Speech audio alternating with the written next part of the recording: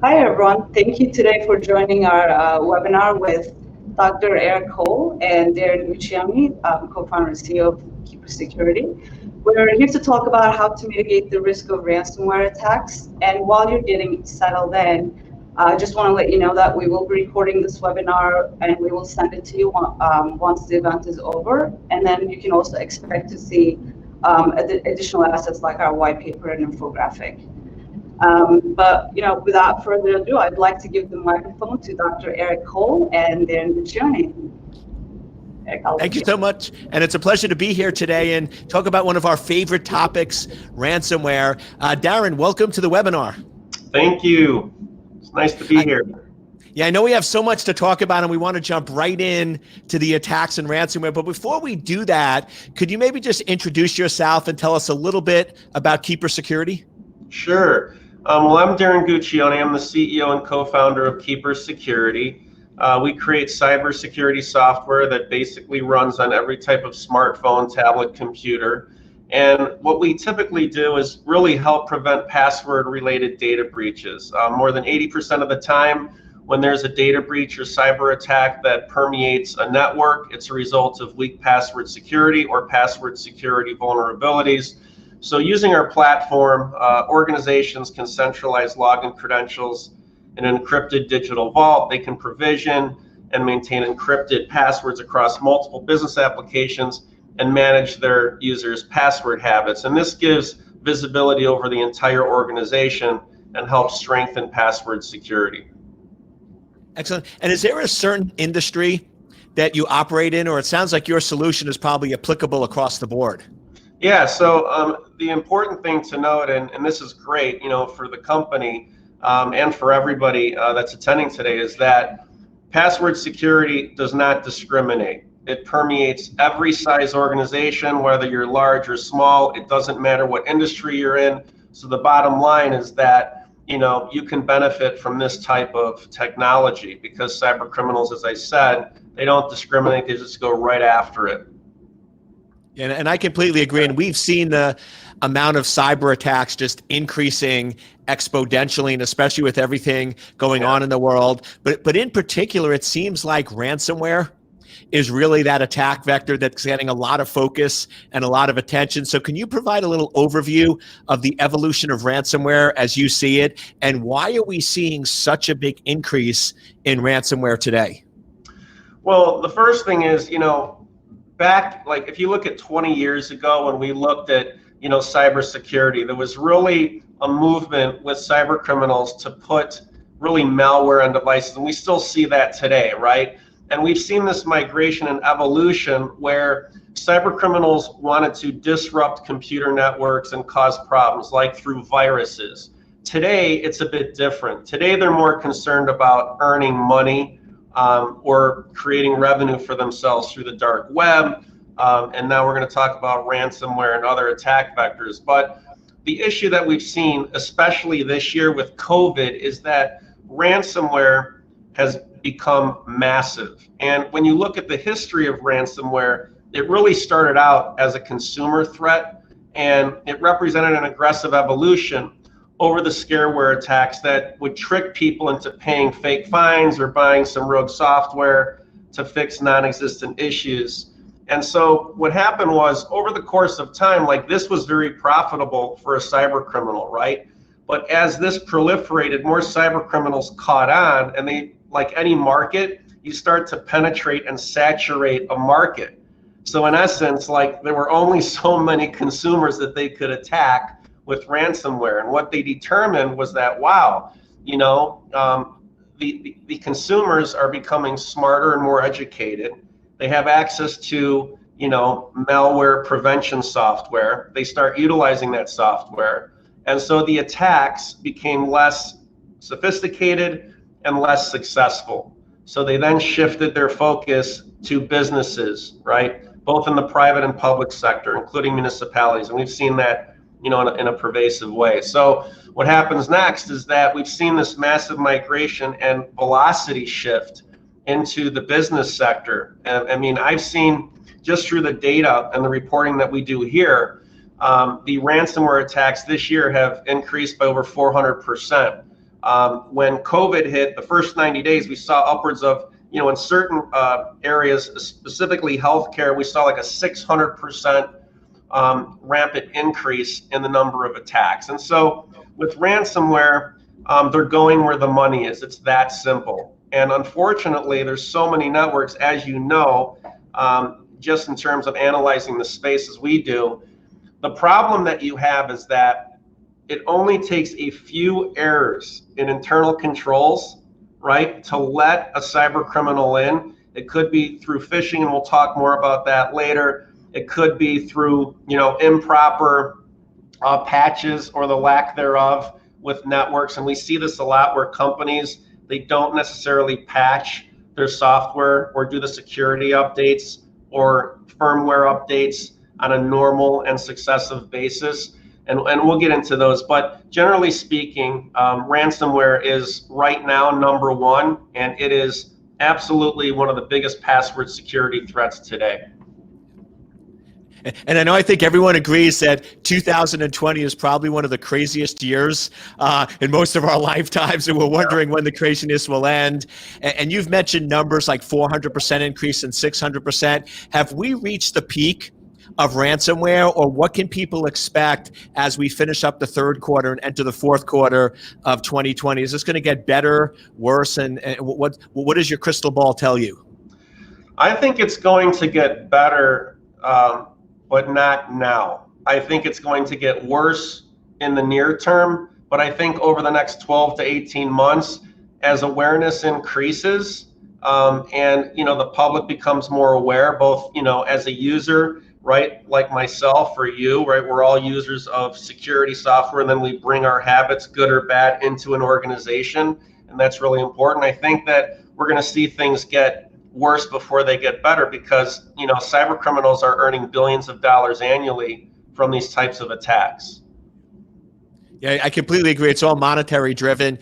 And just before we go to the next question, just to the audience, I want to share the wealth. I get to ask Darren all these great questions, but if you have questions that you'd like to ask Darren that are applicable to this topic, just post them right in the question window, and I'll just weave them right into our discussion to make sure you're really getting the information you need.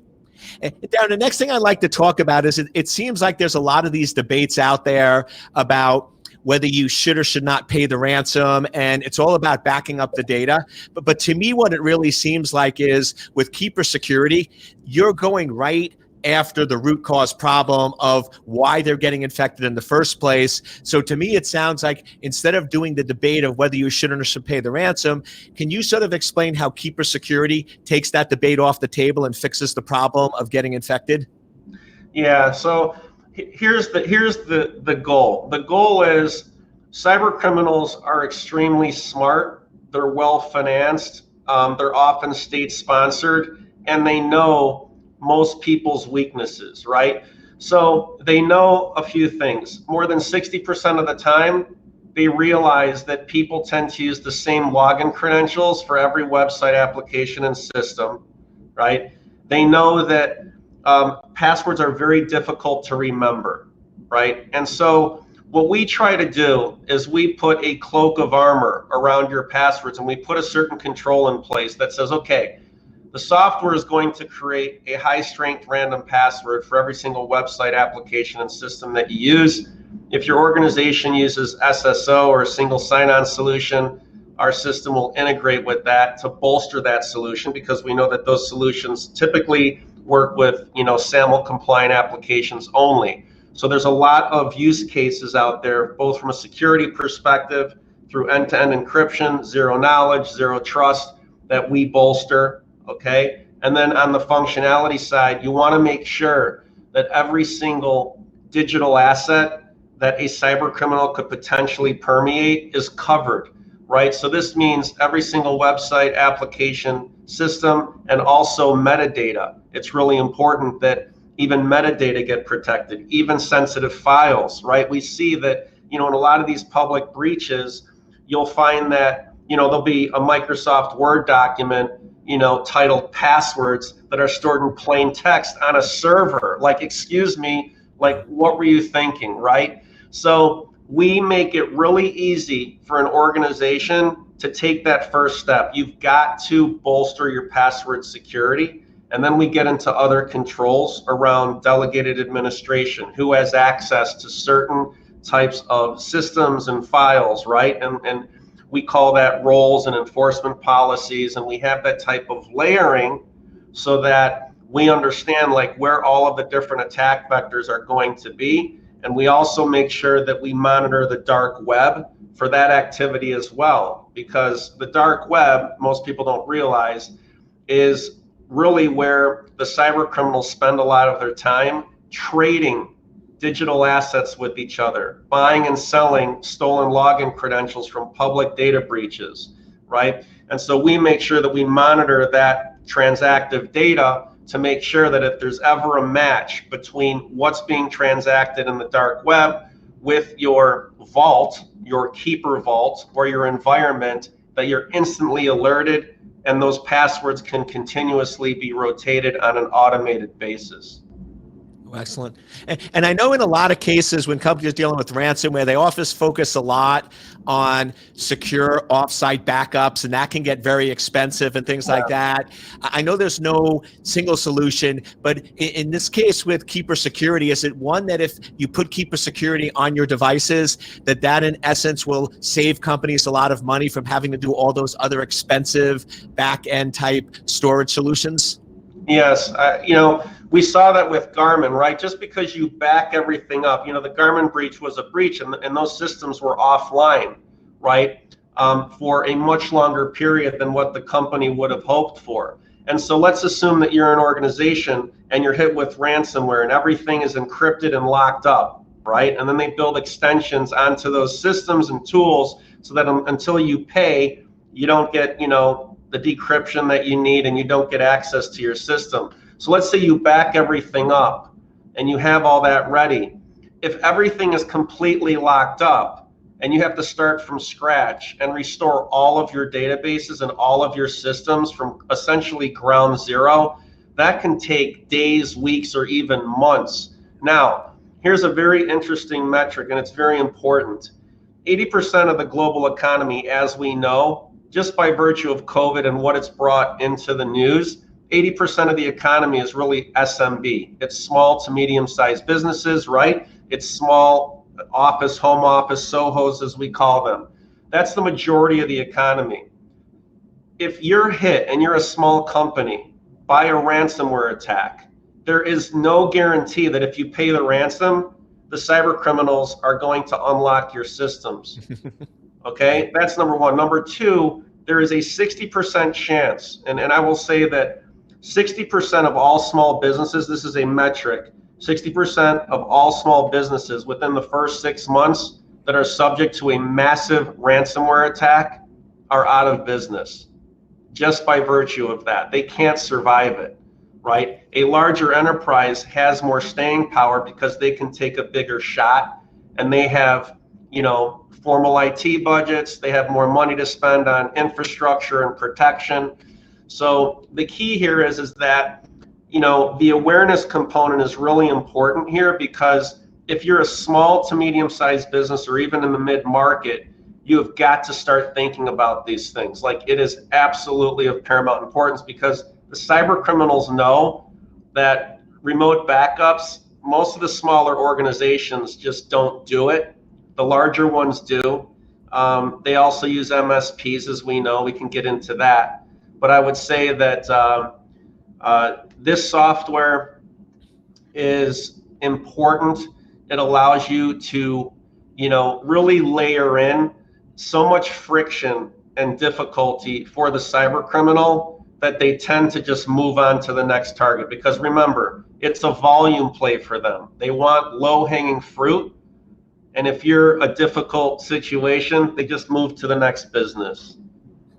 So. I want to pull on that string a little more, because like you've originally mentioned Garmin and Honda and Uber, and sort of if you watch the news, it sort of gives you the illusion that it's only these big companies that are getting hit. And I often talk to a lot of small and medium-sized businesses, and they sort of say, no one would target me, or I don't have to worry about ransomware. How would you respond to a business owner that has that mindset? There's an unfortunate, it's like, look, it's like the fear, uncertainty, and doubt argument, right? No one thinks that their home is going to get hit by a flood or a tornado, right? But guess what? Cyber criminal activity is far more pervasive and far more frequent than any insurance policy you'll ever buy to prevent your house from getting hit by a tornado, right? More than 35,000 websites per day are breached. That number continues to escalate. Right? If you look at the number of people that were subject to either identity theft or cyber criminal activity just in the United States, it was over 200 million people last year. Right? That's like you're approaching 60% of the U.S. population. So the other thing that you have to think about is you could be talking to a person, right? Dr. Cole, you know this. You talk to people all the time. They're like, I've never been breached. And you know what my response is? How do you know? Yeah, exactly. Chances are you have been, and chances are your login credentials for your XYZ commerce account are sitting on the dark web right now, and you don't realize it. You don't realize it until you go for your new, you apply for a car loan, and your FICO score you thought it was 750, and all of a sudden you show up and it's 500 because there's a bunch of credit cards that have been taken out in your name or lines of credit that you knew nothing about, right? And so I don't know if you're familiar with, the audience. There's just been massive national scam with respect to unemployment insurance filings, right? With all of the unemployment out there, right? People, they open their mail and they see that they've applied for unemployment and they receive a card in the mail and they're just sitting there like, what's this? I didn't apply for unemployment. Right? So cyber criminals are becoming so much more inventive and so much more pervasive. Like if you don't receive that notice in the mail, you wouldn't have known that you've been, in essence, breached. Right. So I would just say, assume that it's going to happen and be proactive. Just like you're going to get a cold or you may get the flu or you may scrape a knee one day. These are things that are going to happen to you, and you should be proactive and take the necessary precautions. Exactly. It's the whole idea that the number one driver why people get an alarm system in their home is they got robbed, because nobody thinks it happens to them until it does, right? And I think you're spot on that it will happen to you. It's just a matter of time. Now, looking at the industries, I know we said this can happen to anybody, but it seems like municipalities and healthcare organizations tend to get hit a lot more. So I guess sort of two questions. One, is that accurate that those are bigger targets if you're in that space? And then second, why are those industries being singled out over other areas? Okay. Yeah. So number one, they know that they have amazing payloads. Okay. So the healthcare organizations have valuable personal identifiable information that can be purchased, bought, and sold on the dark web for significant sums of money. That's number one. Number two, they also know that there's critical care involved, right? Healthcare facilities deal with patient lives. So if there's a ransomware attack and they lock that system up and the administration, the healthcare workers cannot get access to critical health information for a patient, right? The probability that they're going to pay the ransom is higher. Yep. So this is why cyber criminals focus on that. And so they also know, and this is number three, and this is not to take a shot at the healthcare industry. This is a pervasive problem.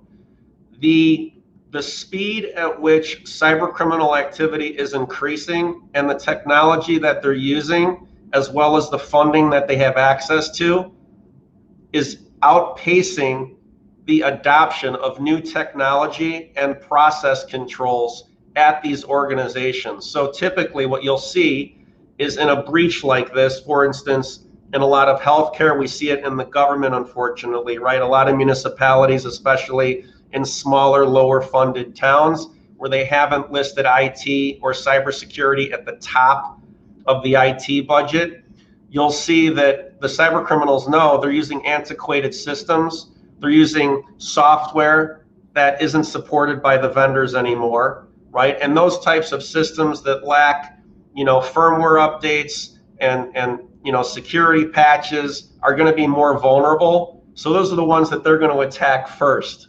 Again, they go after the lowest friction and lowest hanging fruit first. They always do it that way. And completely agree. So I guess follow-on question to that is, so if I'm a business owner and I'm not a municipality and I'm not in healthcare, is it something where I could be relaxed and I'm not going to be as targeted, or is that one of those cases of using data incorrectly?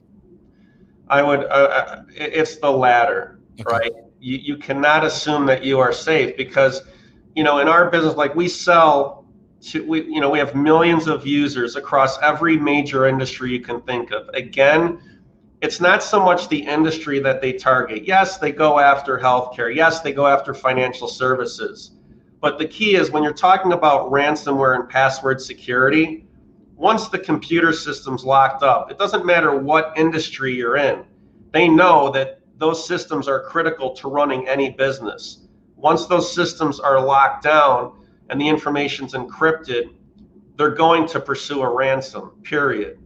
So for them, again, it's all about volume. It's about vast and wide, not just narrow and deep. So exactly. Yeah. So anyone could potentially be a target, even if some industries are higher targets than others. Yeah. Now, you mentioned earlier about the importance of employees and employees clicking on links. How can we train our employees to understand about ransomware attacks, what they mean, and then also the role that employees play in companies? Now, usually my answer when it's how do you do that, I always like public beatings, but I'm told that that's illegal in many states. So, but besides public beatings, how would you go in and try to get that message across to employees?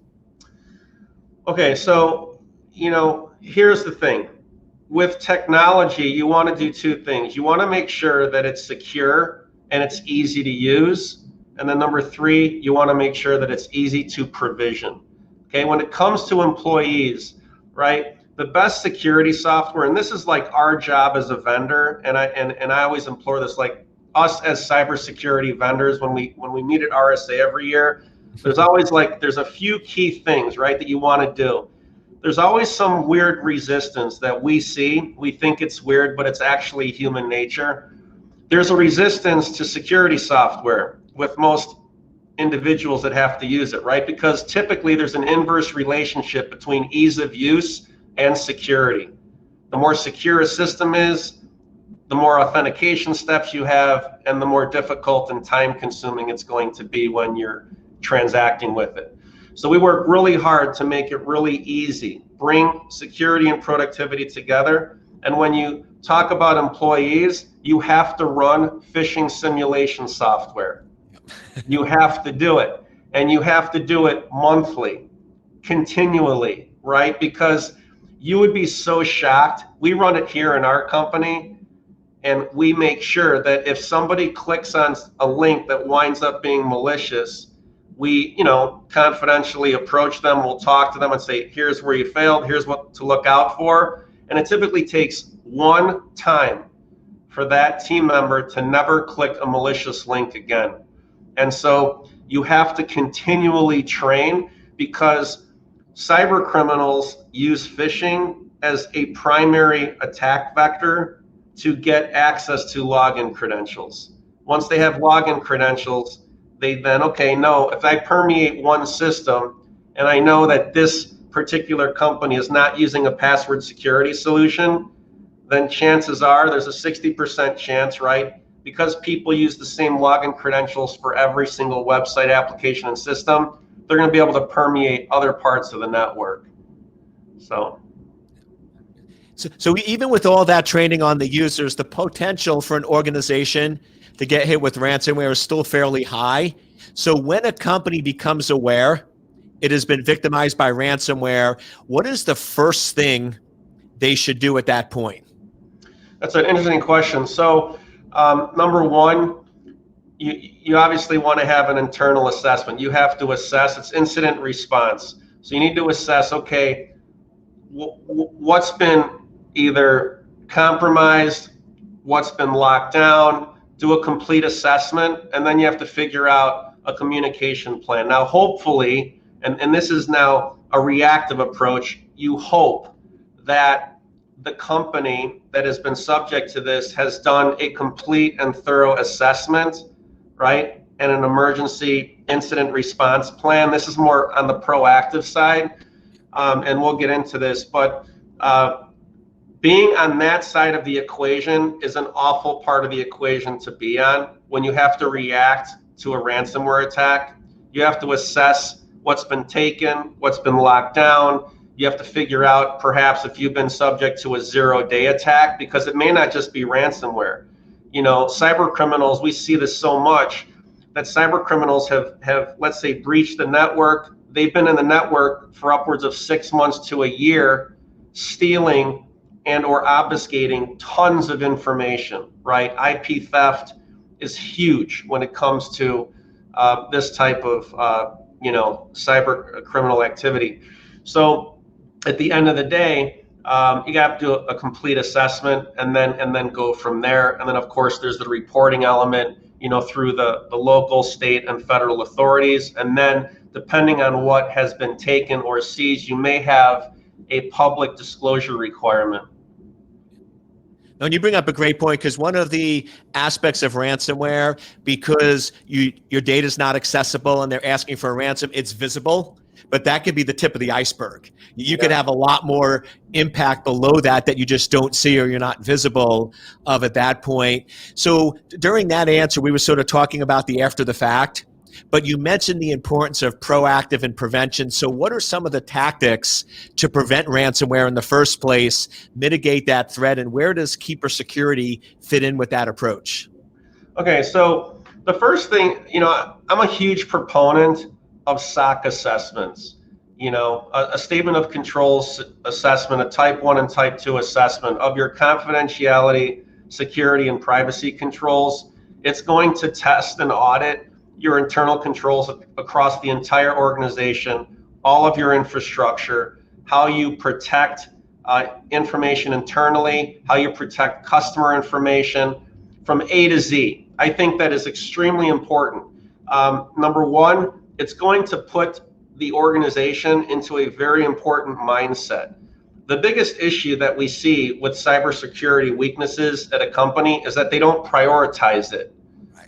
It's not prioritized. Like, in other words, if you review an IT budget and I see cybersecurity software like number 8 instead of like either number 1 or number 2, there's going to be a problem. Number 1 is, how does the business function? Let's get all the tools and essential information that we need, right, and technology to run our business. And then built within that, you want to make sure each one of those applications has cybersecurity built into it. Right? Is it zero knowledge? Is it zero trust? Does it support full end-to-end encryption? You have to analyze the entire framework around privacy. What information, right? If you're domestic, or you have to address GDPR in Europe, or data privacy issues here in the US, or other issues in APAC. What are you analyzing within each of those vendors? So I would say that at the end of the day, the SOC assessment's key. Number 2, you need to understand, again, that 80% of the time when there's a data breach, it's a result of weak password security, period. And there is no silver bullet in cybersecurity. We know that, right? Because there's all types of products out there. But if somebody said, okay, I only have a fixed budget, I only have a small amount of money to spend, right? Because I have a small organization, I don't have a formal IT budget, I need a product or a technology that's very easy to use and extremely potent and pervasive for locking down and bolstering our password security. I would say that is the only product you should buy if that's the only thing you could afford. Meaning you have endpoint security, you've got malware protection, you've got privileged access, you have IDP solutions, right? You have single sign-on. But if you only had a fixed budget and a certain amount of money, what product could mitigate your risk of a password security breach by up to 80%? An enterprise password management system, without a doubt, right? And then there's everything else. So I'm not saying, look, there's no silver bullet. That is very clear. You have to have a broad plan of attack for fighting this war. because we are absolutely in a cyber war. It's quiet, but it's a cyber war, and it's very lucrative, and it's very devastating if you're on the wrong side of an attack. So you bring up sort of prioritization in that security roadmap. Where does Keeper Security sort of fit in when organizations are looking at putting together security? Like you put together a password policy, you have firewalls, you have IDSs. At what point in the maturity level would organizations, or should organizations, start looking at Keeper Security and put that into their arsenal? Immediately. See, this is so different. So you mentioned firewalls, right? We have network appliances, right? We've got racks of, hardware. A lot of us, right? So we have, a lot of us have migrated to the cloud. Some companies use hybrid. Some companies are still on-prem for a portion of their infrastructure. The bottom line is this: it only takes one password or one set of login credentials that were taken from, let's say, the dark web or through a phishing scam to permeate one employee's smartphone, tablet, computer, with the potential of that endpoint creating a huge cascading and adverse impact to an entire network, right? So the beautiful thing about these solutions is that you protect all of the endpoints. It's not just for the network itself, it's everything around it as well. It's the entire ecosystem, because the software gets installed natively on all of those devices and operates in the cloud, right? So if you're running on-prem, hybrid, or cloud, you're covered. It doesn't matter what type of infrastructure you have, you're covered. It doesn't matter what type of identity solution you use. If you're using Active Directory or LDAP or Azure ADFS or Okta or one of the other great, SSO solutions out there. If you're using a privileged access system, like a CyberArk or a Thycotic, any of these systems, Thycotic's a great product. Any of these systems are fantastic, right? But at the end of the day, you want an EPM to envelop your entire organization, every device across every employee throughout the entire organization, so that everything can be protected with zero knowledge, zero trust, and full end-to-end encryption. And you talked a lot in the beginning how your solution works across different endpoints. So we got a great two-part question from Ben where he asked, are there different protocols for Apple devices versus Microsoft? And is it true that Apple tends to be attacked less and potentially more secure? Not true. Okay. No, it's not the OS that gets attacked. It's the individual's applications, right? It's their websites, it's their applications and their systems that get attacked, right? And so this is the way that we have to think about it, because, these devices they're convergence devices.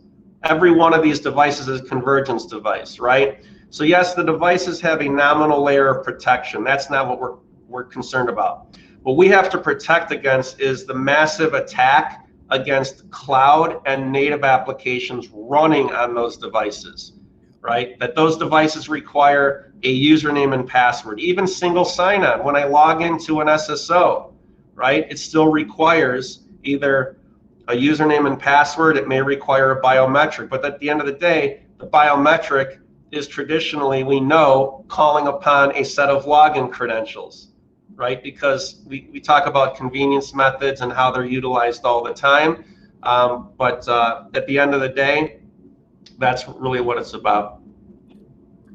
Yeah, and as we know, as we deploy solutions, the attacker is going to constantly evolve. So as we put solutions in place to defend against some of these ransomware attacks, they're not going to stay static. They're going to keep evolving. What do you see as we move through 2020 in this post-pandemic world, how these attacks are going to evolve? And what are some of these future attacks that organizations need to think about and start being proactive on? Well, I think there's a few takeaways. Number one, adopt a mindset around your internal controls, right? I always say, like, a plan is nothing. The act of planning is everything, right? Have a cybersecurity plan. Have an incident response plan. right? Have an emergency recovery and backup plan. Build all that out. Run a SOC analysis and audit on your organization. They're not cheap, but they are absolutely worth it. Like they will pay itself back in spades or droves. Okay, so that's number one. Number two, make sure that you're always running the firmware updates and the software patches on your infrastructure. It's amazing to me, like how many companies forget to do that, or they're not timely enough with it. And that is one of the biggest problems that we see when we go into an organization and we're running assessments and we're going through discovery to ask about their architecture, how they're set up, what types of systems and applications they use to provision and deprovision software, what type of architectures they're using on the firewall side or as their single point of truth. So we get, we go deep, right? And we tend to see that more often than not. Number three, adopt password security protocols, right? And I'm not talking about just the enterprise password management solution, right, that Keeper creates. It's more important than that. It starts with a process and a frame of mind. For example, how do you share passwords today? How does your CIO or your CISO or your IT director or your head of DevOps have any visibility over the password hygiene across the entire organization? So typically, if we go into an organization, right, let's say we go into a large bank, which we do quite often, and they have 50,000 employees, okay? You walk up to the CEO, you sit down, or the CISO or the CIO, and you say, do you know how many employees are using high-strength random passwords and end-to-end encryption on every single smartphone, tablet, and computer in the organization? And they say, no, I do not. I don't have that type of visibility. And then the next question is, well, would you like to have that type of visibility and control? And of course, they're going to say yes. The beautiful thing is that that technology exists today. And so this is where we try to educate in the best possible way the public, the private sector, businesses, organizations, government agencies about the importance of this particular visibility and how important it is to put this cloak of armor around everything in the infrastructure. Yeah, and those are some great tips in terms of getting visibility, having the SOC assessment, patching your systems, controlling the passwords. But before I hand it back to Naz to wrap up with some final questions, I sort of want to go off script and ask sort of what is your golden piece of advice? If you could just wrap up with ransomware and the evolving threats and COVID and everything we're going to, and leave the audience with sort of your golden piece of advice, what would that be? I would say it has to do with psychology. If I picked one word, I would say the word is proactive. That's it. Be Excellent. Proactive. Yeah, it's going to happen to you. You can pay now or pay later, but if you're proactive, it's going to cost you a lot less. Or it's already happened to you and you're not aware of it yet. Right, exactly.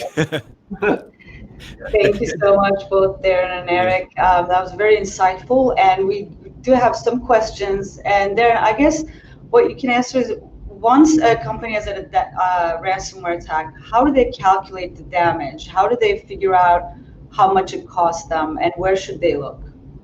Well, there's direct damages. The direct damage is the amount, first, number one, the amount that the cyber criminal is requesting to unlock those systems. So that's the first cost. But there is a tremendous amount of opportunity cost loss. There's hidden expenses. There's unknown expenses, right? It could result in litigation. It could result in local, federal, or state sanctions. Obviously, diminishment of brand strength and public trust. There's a litany of things, right? If you think about just how much did it cost Garmin in terms of operational disruption to deal with and resolve that ransomware incident. So being proactive is the key. And thank you both for joining. For our attendees, I'd like to let you know that we will have a follow-up webinar that we will be doing in about 2 weeks. On September 30th, where we will dive into how Keeper specifically helps prevent ransomware attacks. So please sign up for that. There should be a little button on your screen that's popping up soon. And if you have any questions or you'd like to discuss more or learn more about Keeper, please reach out to us at sales@keepersecurity.com. And thank you all. Thank you, everyone. Thank you.